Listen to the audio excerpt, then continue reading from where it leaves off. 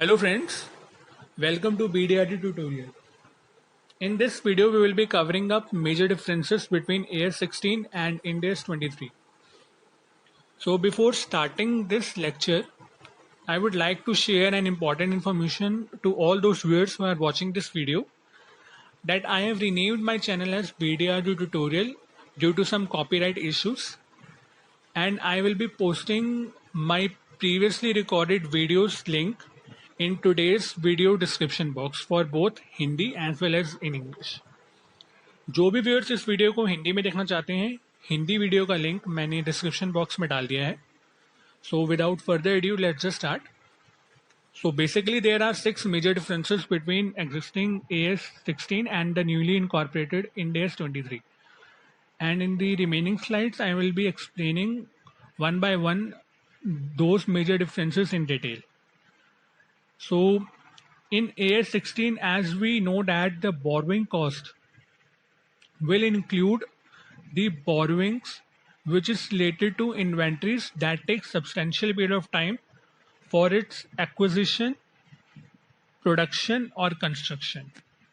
So as per AS16, the borrowing cost associated with inventory shall be eligible in this particular AS16 if it qualifies to be a qualifying asset, or we can say that it takes a substantial period of time to bring in saleable condition. Whereas Ind AS 23 excludes from its scope the inventory. Now there's a concept called qualifying asset, which we read in our previous video, that a qualifying asset is an asset which takes substantial period of time for its intended use or sale.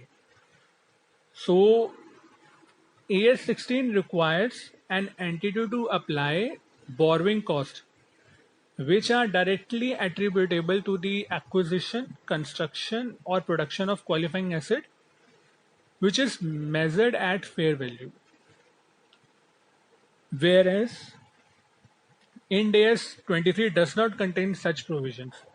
So we can say that it excludes from its scope those qualifying assets which are measured at fair value. Now, as per AS16, borrowing cost includes interest on bank borrowings, amortization of discount or premium on borrowings, and amortization of ancillary cost. Whereas Ind AS 23 requires the interest expense to be calculated using the effective interest rate as described in Ind AS 109.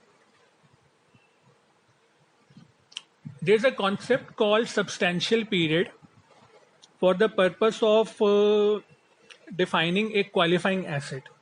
So we have read in AS16 that ordinarily a period of 12 months should be considered as substantial period. However, a longer or shorter period can be considered as per the circumstances of the cases. Whereas such explanation is not provided in Ind AS 23. Now, as far as the borrowings in AS16 is concerned, it does not include the borrowings of parent and subsidiary companies simultaneously. However, or we can say whereas, this Ind AS 23 includes all the borrowings of parents and its subsidiaries while calculating the weighted average rate of interest for capitalization. Now, the disclosure requirements as per AS16 is, one of the disclosure requirement is the accounting policy, and the next one is the capitalization amount taken, or we can say the borrowing amount eligible for capitalization should be disclosed, but not the rate of capitalization should be disclosed. However, in Ind AS 23, we have to disclose the rate of capitalization along with capitalization amount of borrowing. So thank you so much, guys. Please do like, share this video and kindly subscribe my channel.